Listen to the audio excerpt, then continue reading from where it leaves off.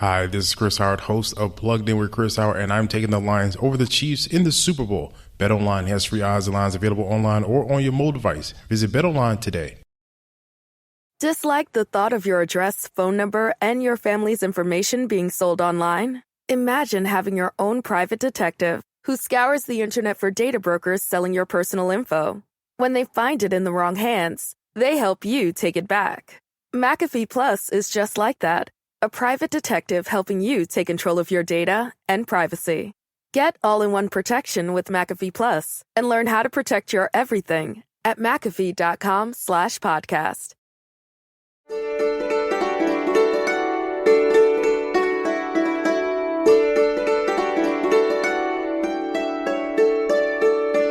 Welcome to the Media Roundtable, special edition. If you've been keeping up with us, we've spent the last few years talking to leading voices in podcast about what they create, why they create it, and the impact they want it to have on the world.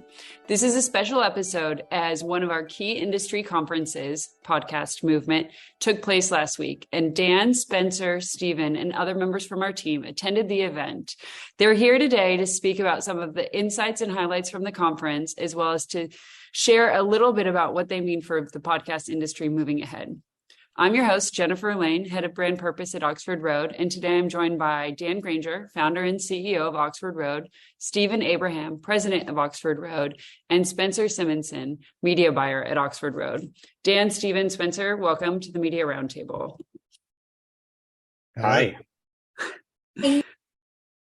Thrilled to have you guys here. You're obviously thrilled to be here also. I think the best place to start is sort of just general perspectives on the conference, on the industry direction, et cetera. Dan, do you want to dive in and just share some thoughts that you had after attending Podcast Movement this past week?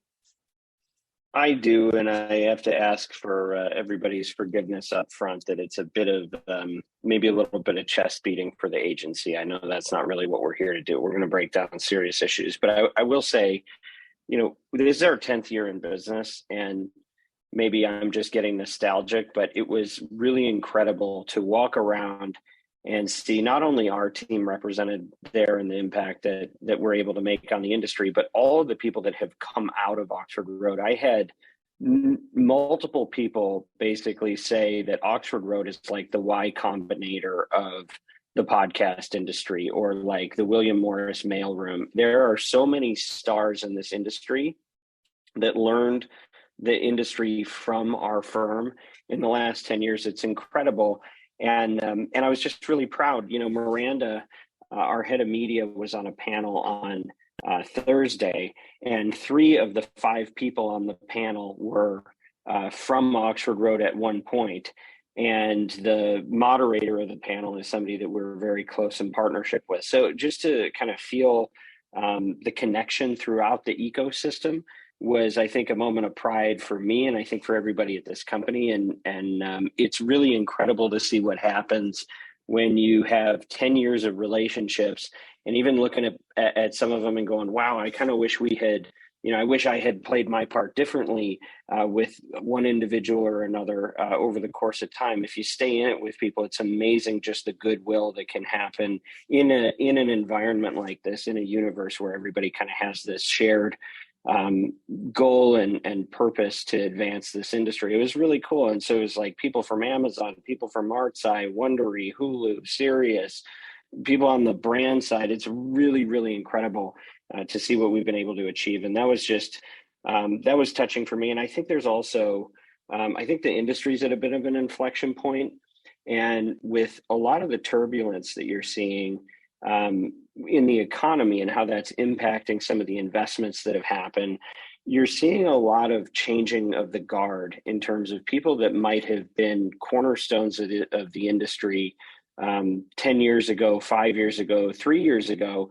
A lot of those folks have stepped down, and there's new blood. I would say that we're now, I'm feeling like the old guy in the group when it comes to the agencies, just kind of being the last founder that is still engaged in on the agency side. And we're seeing that across the ecosystem, with a lot of people as kind of the second generation coming in. So that was kind of, my perception from where I sit, just watching things evolve in this little strange Wild West boutique industry that's on its way to growing up. And you're seeing some people come in and you're seeing some people go out.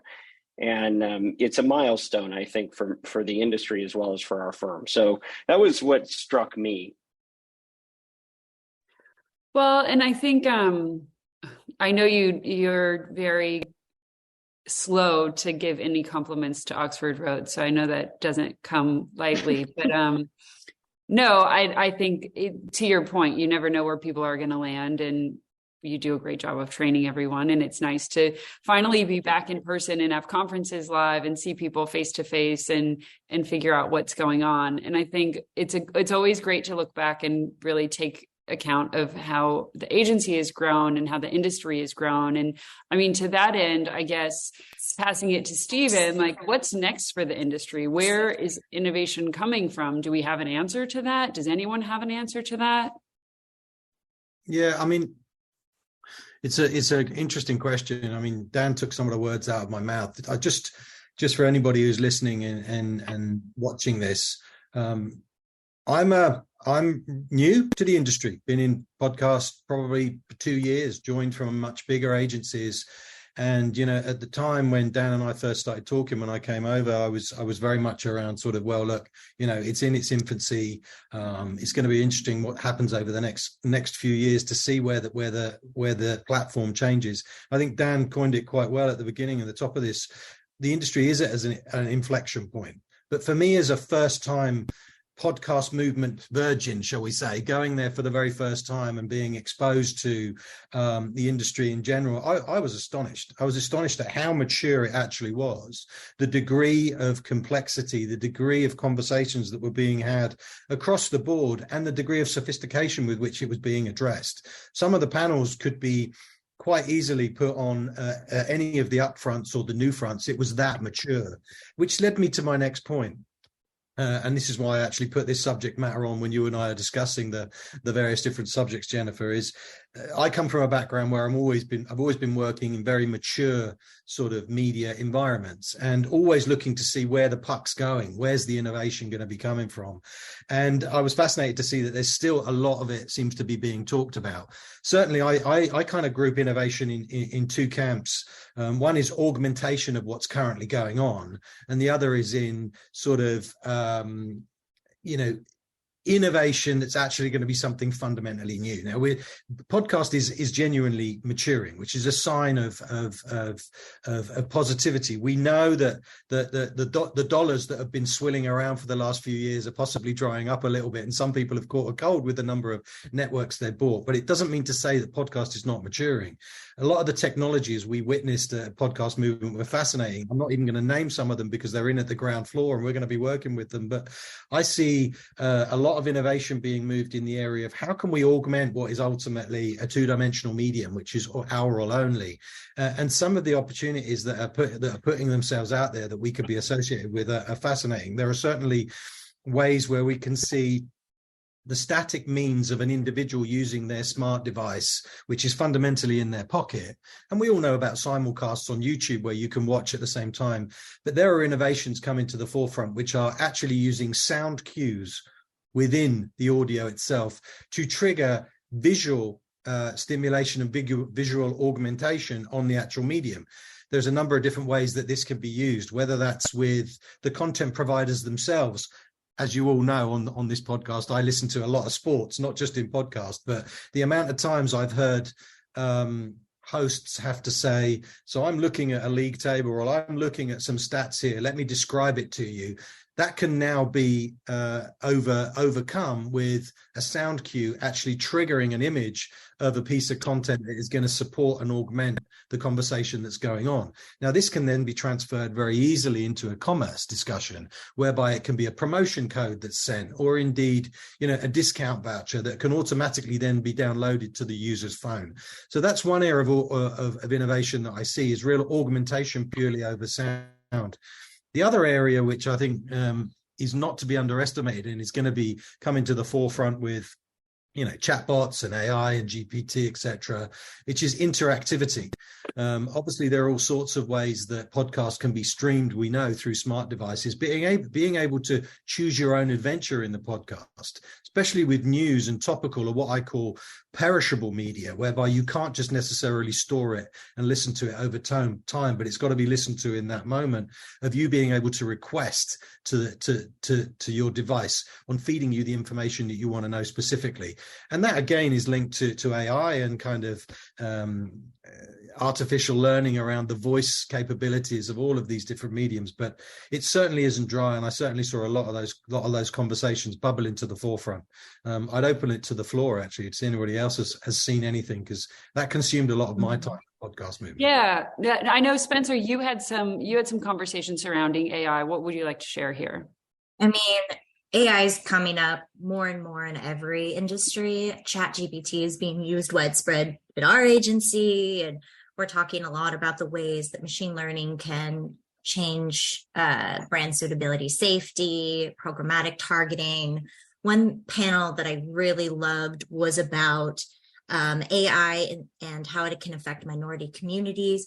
That's actually a really important topic to think about, especially if this is a widespread technology that's going to be used across the industry, because we have seen issues in different industries around that, whether it's policing, whether it's around voice recognition, because whoever trains the AI still has those biases and can feed that into the algorithm. We could have problems around, AAVE being flagged for brand suitability issues. We could have certain slang terms being flagged that are very true for a specific culture. And what's important to think about as we augment all of this technology and we move forward as an industry is that we look at the entire industry, not just the main voices within it or the voices that we most align with.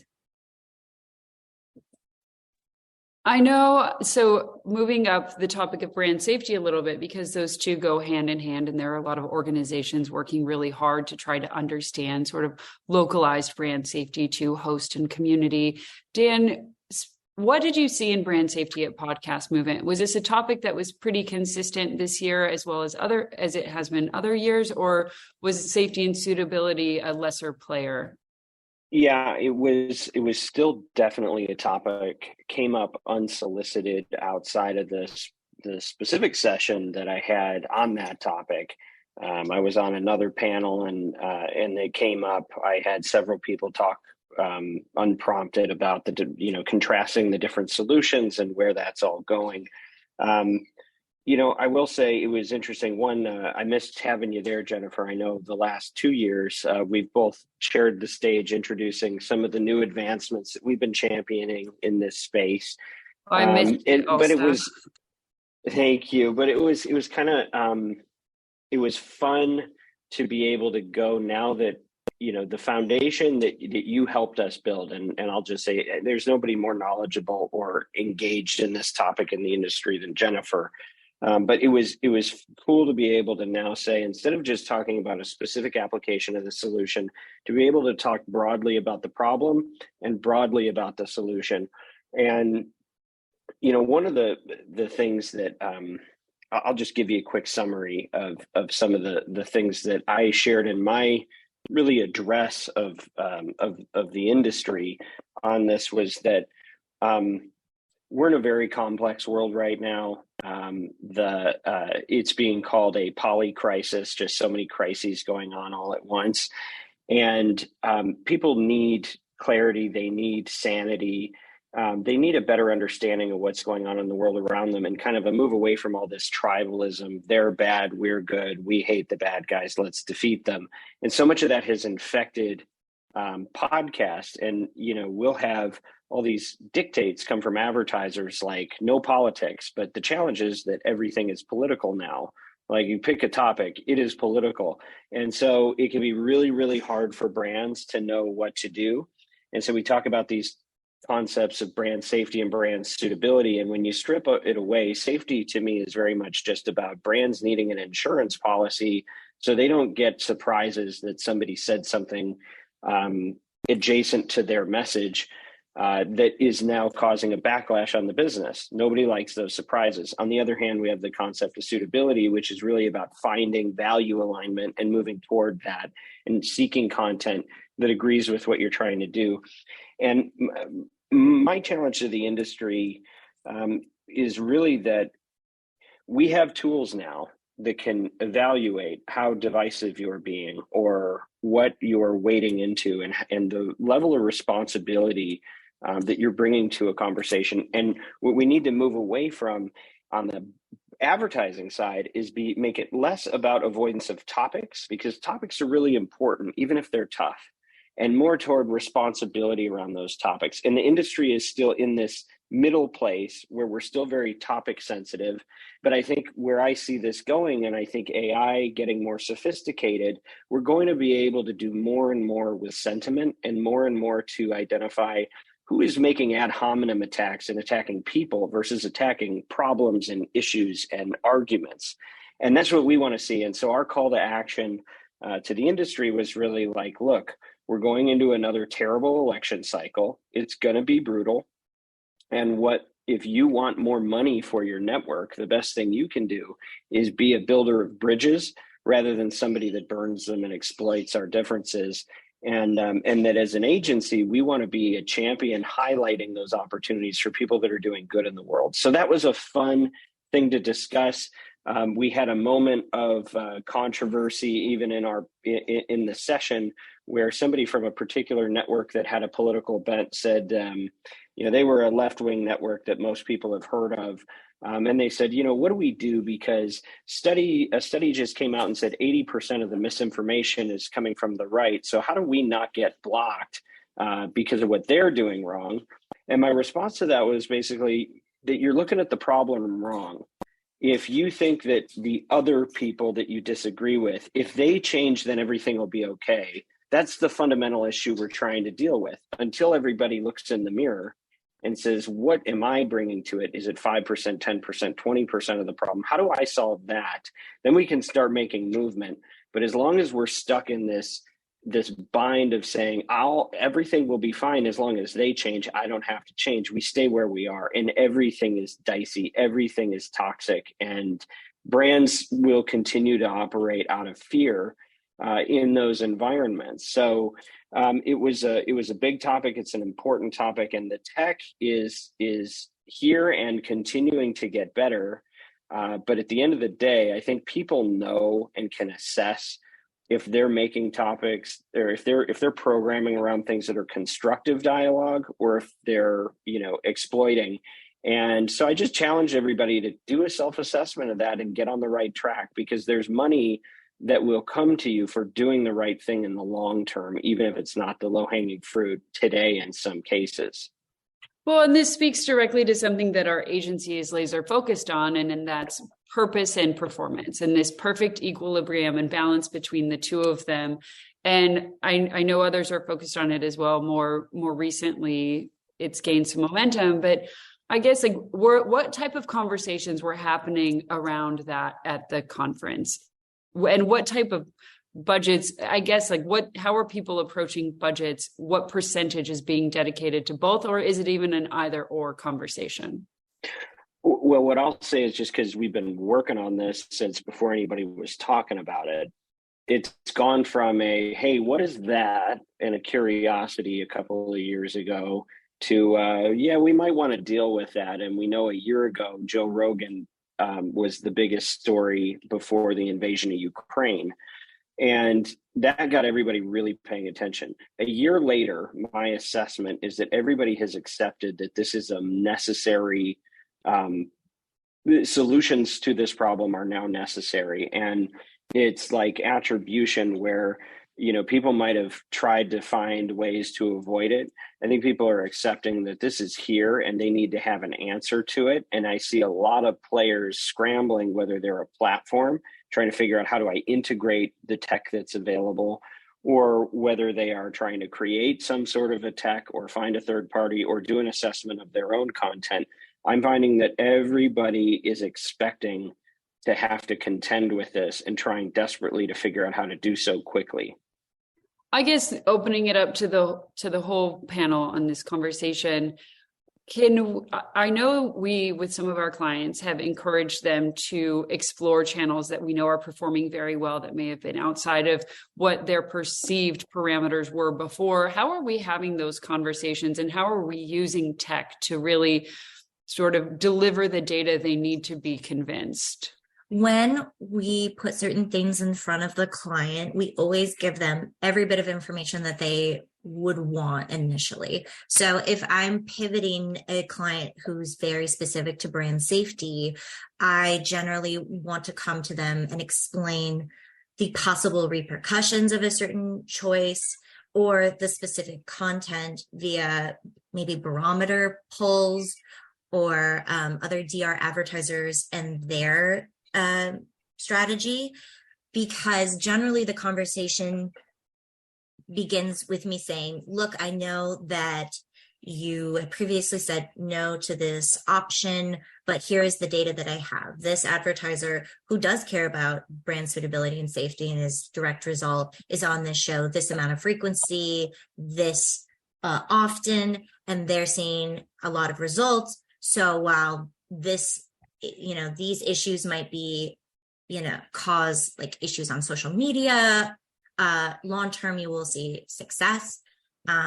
Generally, too, I will be just very candid and honest with them. Generally around like the contents, like, oh, this kind of person might be offended, or this kind of person might not use the product afterwards, but here are the long-term growth. And I also will like put a disclaimer about like, this is here on the spectrum. We used to use multiple charts and like hard data to showcase how things were on a spectrum, whether that's like information or political bench. But now we just kind of look more at like each individual piece of the puzzle. And I think that is helping push us forward that much more versus just being like, this is bad, this is good. I think I echo everything Spencer's just said. I mean, she's very much more in the coalface, actually having those conversations and looking at the tech to make sure that we can ensure clients that we're working with are going to appear in only brand safe environments. But I also don't think it's a cut and dry discussion that you can have at a beginning of a campaign. I think it's an ongoing discussion, right? This is a living and breathing world that we're in. The world today versus a couple of years ago is very different. We hear the word all the time. Lots of media environments are more extreme in what their views are, or being more passive. So I think it's something that we, as responsible consultants and stewards of our clients' dollars, have to be ever vigilant on in every single instance. It's not just a piece of tech, but understanding the depth that each individual host is going to go into, being informed early up front about the kind of conversations they could go, not wanting to control it, because obviously there's always going to be a church and state between editorial and commercial, but having as much information up front as we can to be able to guide. But I would also say that we as an agency, I think very often with our clients, also ask them to take it from a sense perspective. Just sometimes, because you're appearing, if there is a controversial individual, you can't always control that, but it can be managed to a degree that you can come out of it still supporting certain areas, but not necessarily being tainted by one-off comments that happen in a podcast, and being able to educate them and put it into perspective. I think there's always a conversation around that. All right, so tell me if you've ever heard of any of these companies. Indeed, Shopify, NetSuite, Headspace, Quip, Theragun, Postmates. You know, I'm not only the host of the Media Roundtable, but also CEO of a company called Oxford Road, and we are the world's leading independently owned and operated audio ad agency. And what that means is that we help great companies, many that you have probably heard of on some of the other podcasts that you listen to.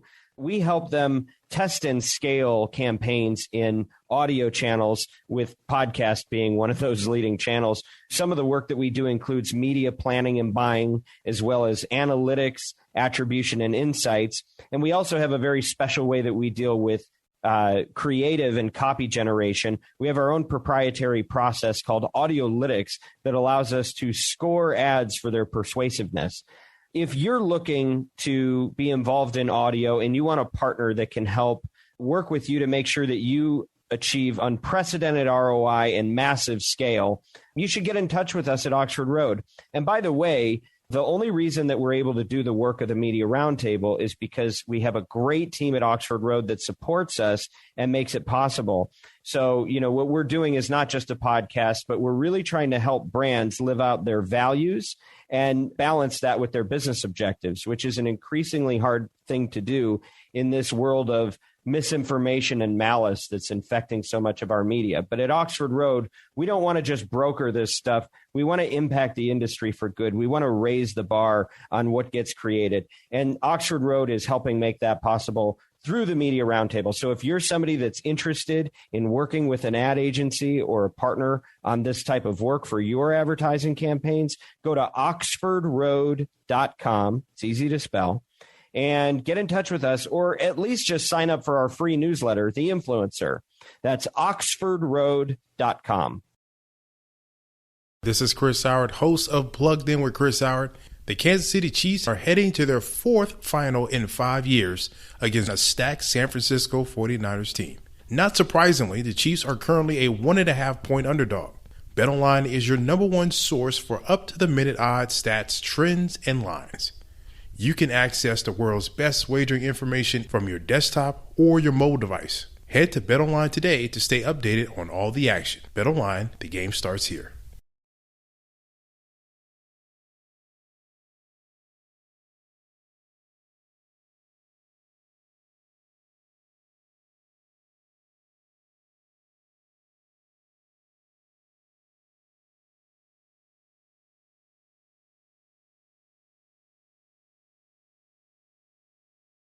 Nervous about using public Wi-Fi?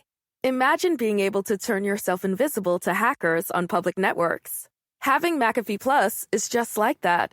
With the click of a button, you can disappear from hackers trying to steal your data and snoop on your internet activity. Browse, shop, and bank confidently, knowing your privacy and safety are protected. Get all-in-one protection with McAfee Plus and learn how to protect your everything at McAfee.com/podcast.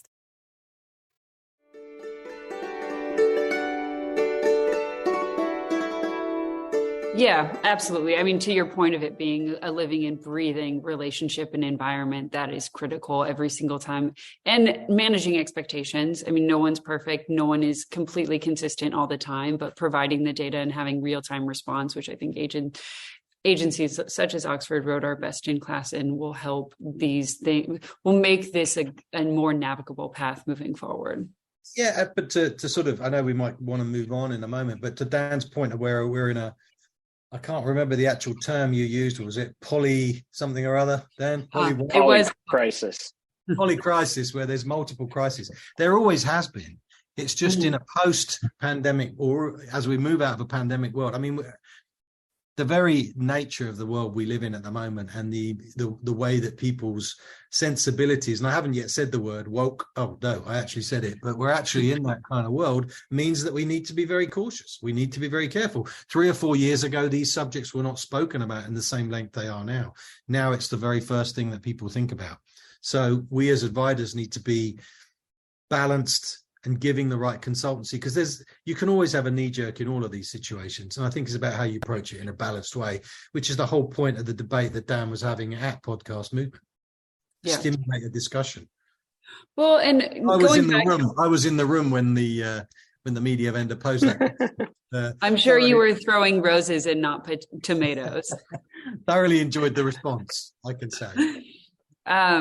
All right. So going into some of the specifics about how podcast has shifted focus a little bit, there are 2 topics I want to dive into. One being sort of the future of interactive podcast. It takes a number of different channels, and number 2 being localization. But let's start with interactive. This was a trend that we have talked about on the podcast before. I think no one is entirely sure of what the future is yet, but there are many channels being tested. There are many strategies being tested. What did we hear about interactive at Podcast Movement this week? Well, I mean, for want of what I was kind of talking about at the beginning, I don't want to rehash what I just talked about, but certainly the interactive opportunities were the forefront of many tech businesses and many platforms. I mean, subsequent to the conversations that I had with one or two of these tech brands, I then raised it. Actually, Dan was in a couple of the meetings with some of the larger platforms, and it probably generated the most interest. So they're as keen to start to understand where the puck's moving and how they can make the offering of the product of their various different the podcasts that they have in their portfolio to make them as more interactive as possible. I don't think everybody's solved it, but certainly the augmentation piece that I was talking about with interstitials being fed in to augment just purely an audio consumption channel into something much more visual is one area where I think there's going to be a huge amount of growth over the next 12 to 18 months. It's interesting because we're still in this middling sophomore phase now with the industry, right? And so you see a lot of tech trying to solve a lot of problems and bring new opportunities into being, whether that's, adapting to a both and environment where we're all now using the term simulcast and everybody's kind of accepted YouTube. Everybody's waking up to, hey, we need a visual and an audio solution for those that do want to have their face pointed at a screen while it's running or periodically, right? So I think that's big. There's a lot around attribution. There's a lot around verification that I think people are waking up to. And one of the challenges that I think the industry has been in while it's all been wild, wild west is that there's too many unknown unknowns. Like we don't even know how people are using it. We don't know how they're going to adapt to technology we use in other digital channels. And we don't even necessarily know what our problems are that are unique to our industry. What I see happening, the big shift to me is we're now in the known unknowns where we're at least aware of what a lot of our problems and challenges are. And you're starting to see previews of where we think it's going, where we want it to go. And what's really hard living in this moment in between knowing where it's going and knowing where it's been is that it can take a long time for some of this stuff to get integrated. Just think about, we're doing this podcast on a Zoom call. Well, video conferences are not new. We saw several waves of them and they were not good enough to make an industry standard until it took something like COVID to hurry everybody up and adapt and to evolve into something that is now a standard part of how people do business. I think you're going to be seeing 5 to 10 years of people teasing things that are coming, or they'll be first to market and they'll try to bring it. But the first to market isn't always the one that's going to be successful. And so I think we know where it's going, but whether or not that's a 24 to 36 month thing, or whether or not we're talking more like 72 to 120 months, that's where I think the question mark still remains in my mind. I would add to that and say, I think, Dan and I agree on a lot, and we sometimes converse on other things. On this, we're absolutely 100% aligned. I think it's also fair to say that, COVID affected many sectors, right? Not just Zoom. Podcast had a massive boost. But what I would also say is that early adopters don't usually care so much about getting the fundamentals right. They're early adopters because they just want to test and they want to experiment and they want to see, right? And maybe they're not so concerned about the devil in the detail. But as we said, podcast has now matured. We're getting the big brands come in who have certain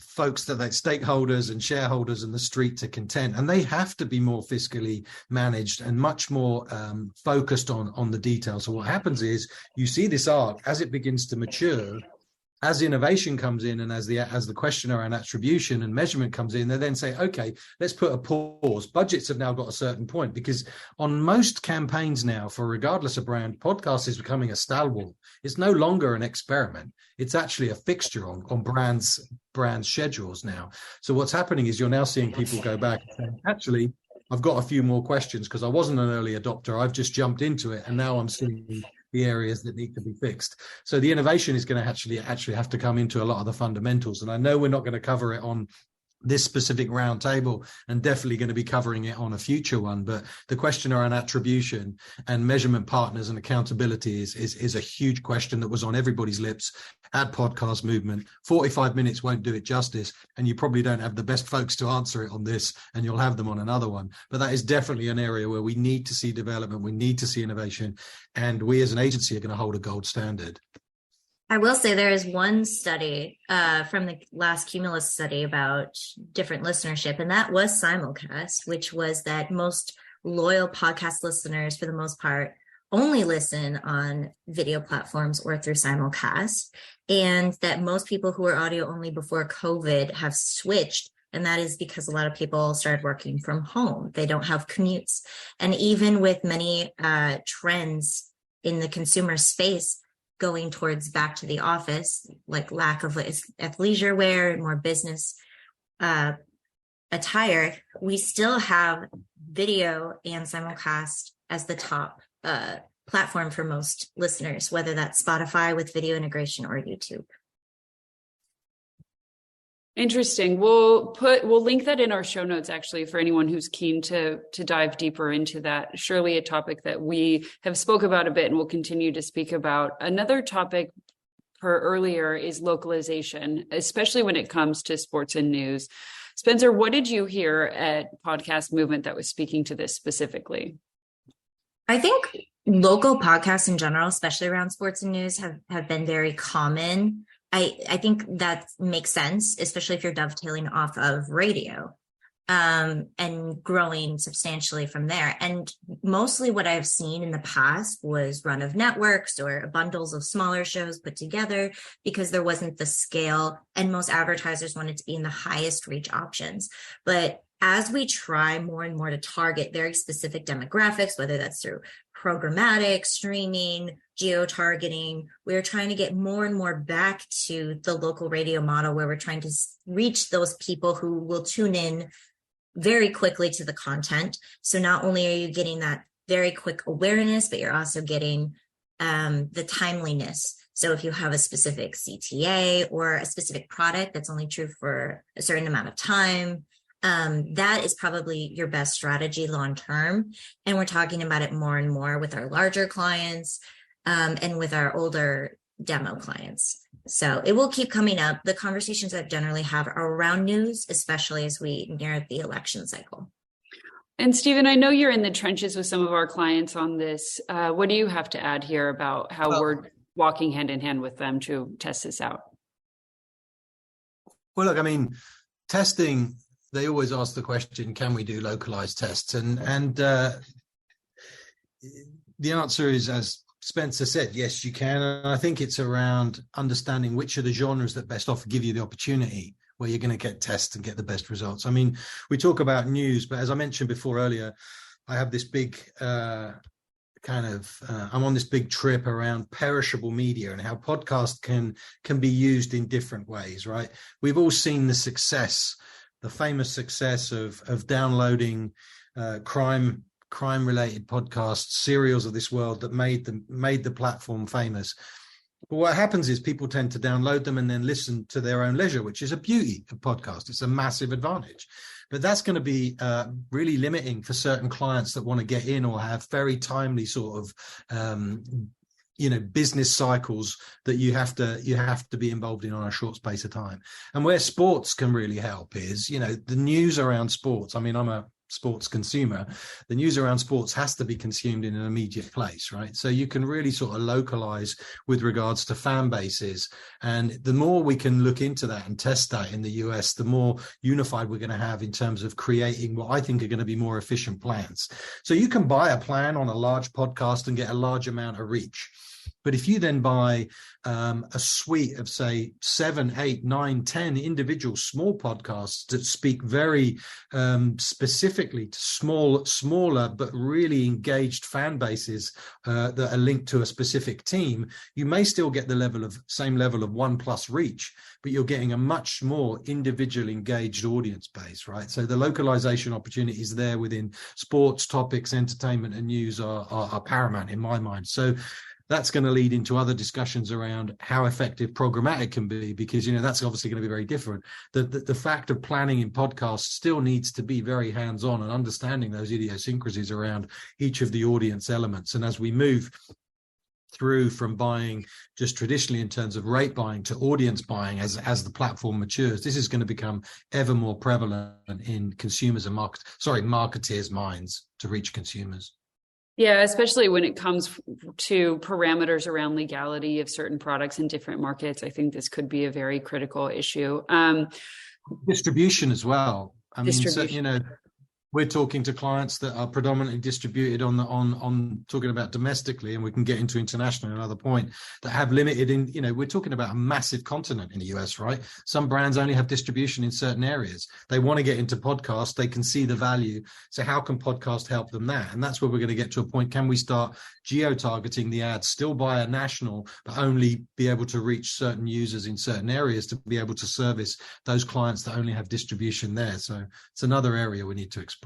And that'll break open wide net of opportunity for brands who have had to stay at bay. Transitioning from micro to macro localization to international, I know this might be a little bit of a premature conversation as we're heading to podcast show in London that will speak to this topic more specifically and expansively. But Stephen, what are you seeing already in this space as podcast has been international for a while, but brands that are based in the US are looking to sort of expand their footprint in a larger way globally? I mean, it's a conversation that we are taking very seriously, because driven not only by the fact that I think there's a huge amount of white space, and I hate using that term, but there really is. There's a lot more white space as podcasters matured, specifically in the US. We're now seeing that same trajectory in internationals. There's a lot of opportunity there for those brands that get in early. We're seeing a lot of our brands, the companies and partners that we work with and that we counsel and steward, asking more and more questions around, well, how can I get into English speaking markets, but more importantly into foreign language markets as well. One of the beauties about podcasts is you can actually buy a lot of those podcasts directly from the US. So the logistics of actually getting in are not complicated. Where it becomes more complex is obviously the majority of podcasts out there are English speaking. We're seeing growth of local language podcasts as audiences begin to adopt the platform. Where we're going to see, I think, a huge growth is in the area of transcreation. So actually being able to take the kind of creation that we have in the US, mirror it in other markets, but obviously in local tongue and local language. But that's still never enough. The local idiosyncrasies and the local sensibilities mean that we need to, and we are figuring out networks of individuals in those markets who can help us directly transcreate and not just translate, so that you actually reach the audiences in the same way that we can engage them. It's so funny. I actually had like two different conversations, one with a Spanish language only and one with a Canadian network. And I really asked them the question, what is the hardest nut to crack? Is it the infrastructure? Is it translation issues with the copy? And they said it is getting the client on board, because there's already the tools there to make this work. And to your point about idiosyncrasies with cultural differences, I talked about that a lot with Canada Land. And what they told me is that sometimes it's just about figuring out the market. Canada is such an interesting one because it is English language, but there's also a huge subset of French speakers. And there's a lot of different local customs and slang and vernacular that's very specific to Canada. And if you have a slip up in the copy, there could be like an issue with how that personal endorsement comes across or how that brand spot comes across that we can't even really understand as US people. And Stephen. Well, I mean, I think you're absolutely spot on. And I've even had clients turn around, as you can probably tell for those listeners that haven't seen me before. I'm not from around these parts. And I'm not just putting this accent on to sound clever. But the point is that, I've even had some of our clients come up to us and say, Steve, can you just translate that? And it's a categoric no, because I haven't lived in the UK for 12 years. I still follow the news there. Exactly. I do not have my finger on the pulse of what is actually going to resonate with certain audiences. And as a consequence, when we have to translate it, I want to have somebody who's boots on the ground, who's going to be able to really do justice, because of the nature of podcast being, for me, the single most powerful medium for actually engaging with an individual beyond word of mouth. Because of the choice and because of the lean-in nature of the platform, you have to be spot on, because if you get it wrong, you don't get a second chance. For some reason, I keep thinking, like, as a parallel, what if you're like an older person writing copy for a Gen Z audience? You wouldn't want to like go in and then try to use a bunch of slang terms that don't make any sense and make you look like an idiot. Why would you go into a foreign market and try to speak to that audience without doing due diligence? And people do both of those things all the time. They do, and it's super cringy. I have a living, breathing example of that every day with my 16-year-old son. When I try to sound, hip and say things to him, he just looks at me, and then if we were on Zoom, would just leave the room. Instead, it's over text, and he's like, this person has left the chat.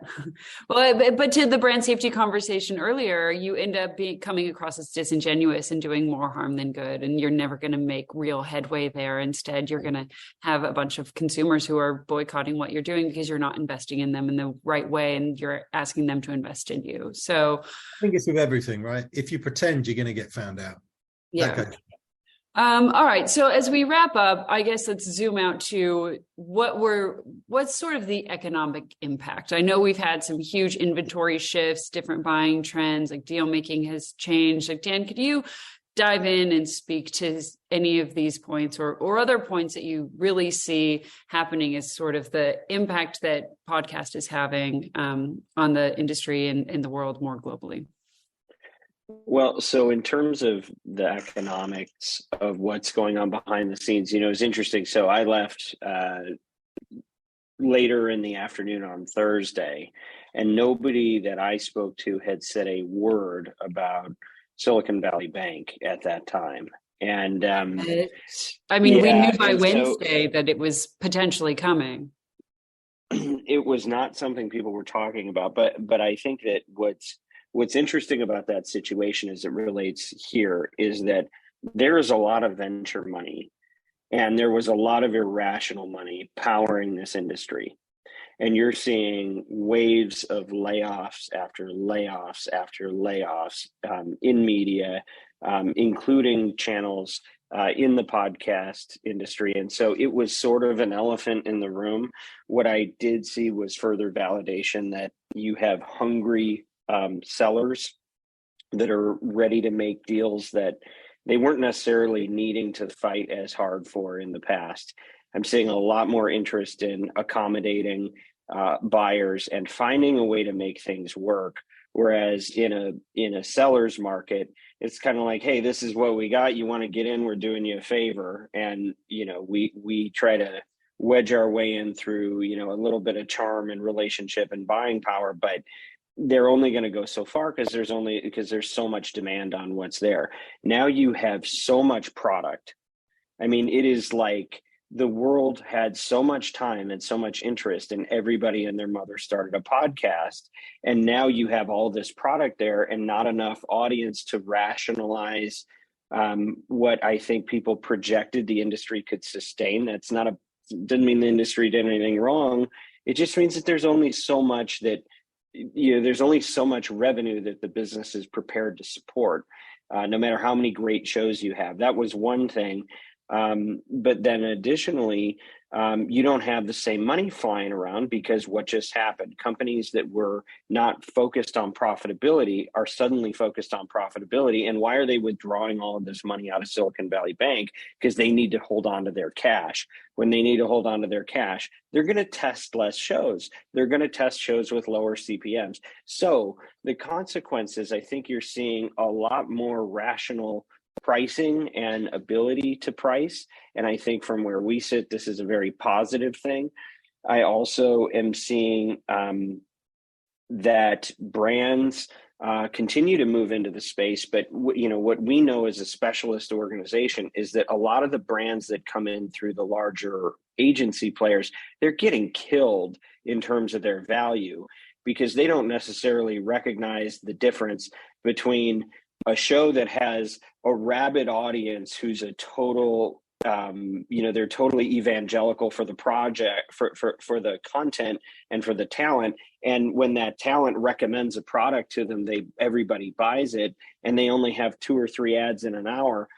Contrast that with the Madison Avenue brand that comes in and is one of 8 ads in an hour. They're the 3rd spot in a break. They have no frequency caps. And so every listener is having a negative impression because there are a lot of loose ends that aren't being managed, and it's read by a producer. Now, what was happening previously is that people weren't even aware. When we talk about the unknown unknowns, brands didn't even know how bad a deal they were getting. They're starting to become aware of it.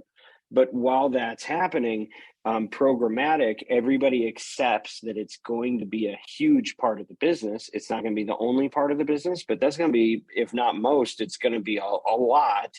And I think people are getting ready for that. But what's interesting when people talk about it is you can't tell if they're talking about where it is today and what's possible versus where it's going to be in 2 or 3 years and what's possible, because today it's not that robust. It's not that good. But because of the pricing rationality that's coming into the market, instead of having, the challenge was they were pricing the produced ads that you could buy programmatically very closely to how they were producing or pricing the host read ads.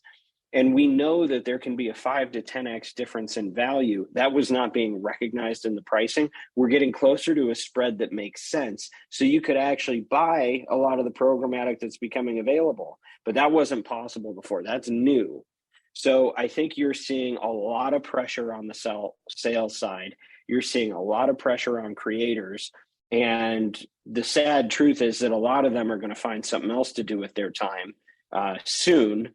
And if you're on the buying side, you're now holding a lot more influence and sway than you were before. And it's a great opportunity for the brands who are not so VC dependent and have a business that's poised to scale. They're going to be able to hit the gas really hard. I think we're going to see some real powerful companies. When you think about BetterHelp or Indeed or Shopify, you see a lot of these brands. You're going to see other brands you had never heard of operating at those levels because they can now take advantage of the pricing that's available. Well, and in addition, I know we've seen some sort of timeline shifts in buying trends, like having to book out super early or having different deals available more at the last minute, which we haven't seen historically. Can you speak to that a little bit? Yeah, I mean, look, the airplane's going to take off with empty seats, and their job is to make sure that they sell the tickets so that there's something in every seat. And I think there's a lot of rapid experimentation, whether they're carving some out and giving it to a programmatic platform or just, working with an agency like ours to try to unload a lot of the excess inventory that they have.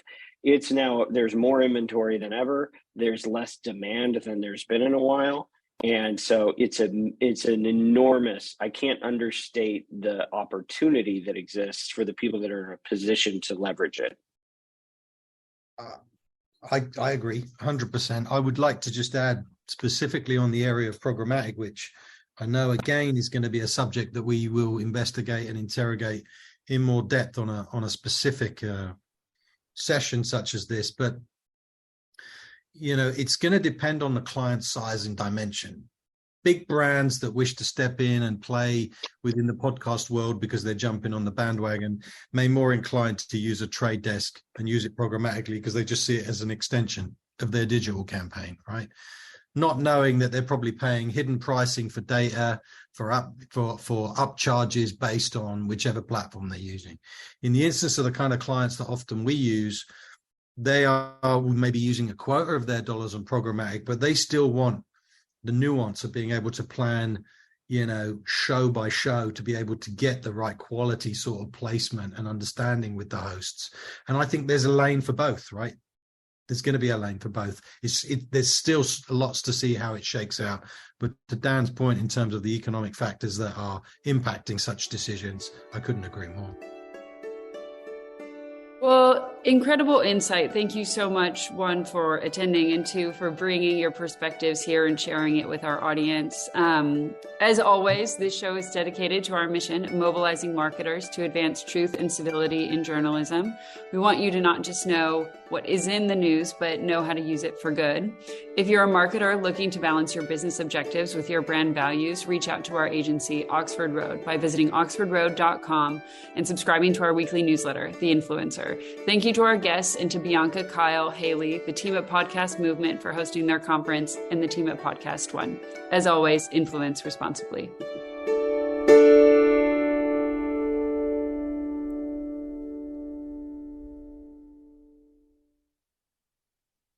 Nervous about using public Wi-Fi? Imagine being able to turn yourself invisible to hackers on public networks. Having McAfee Plus is just like that. With the click of a button, you can disappear from hackers trying to steal your data and snoop on your internet activity. Browse, shop, and bank confidently, knowing your privacy and safety are protected. Get all-in-one protection with McAfee Plus and learn how to protect your everything at McAfee.com/podcast. McDonald's presents Burger Reviews by Hamburglar, the classic cheeseburger. Hamburglar? Rubble, rubble. He said, the patties are juicier than ever before. Ba-da-ba-ba-ba. Rubble. Available at most restaurants in this area.